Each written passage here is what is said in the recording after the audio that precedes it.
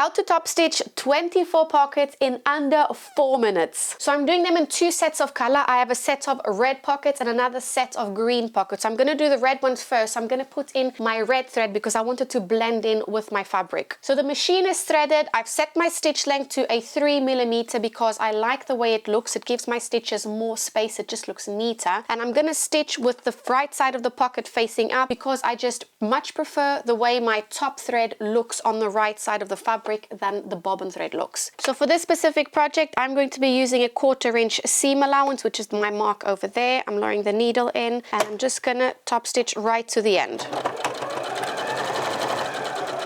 Now, instead of taking out my project here and snipping these threads, I'm just going to put the next pocket in and continue sewing. And I'm going to be sewing all of them like this, so one after the other.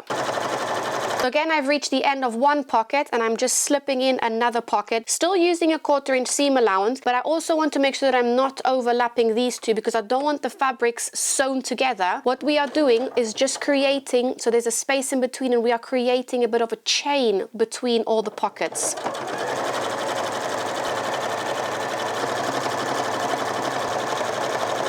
Now we're down to the last pocket, and this took me all of what feels like just 1 minute to stitch about 15 pockets because I've got 10 in the green, so it's only 15 red. All about 1 minute. Now that I'm at the end of the last pocket, I have cut my threads there, and this part is super satisfying. Watch this.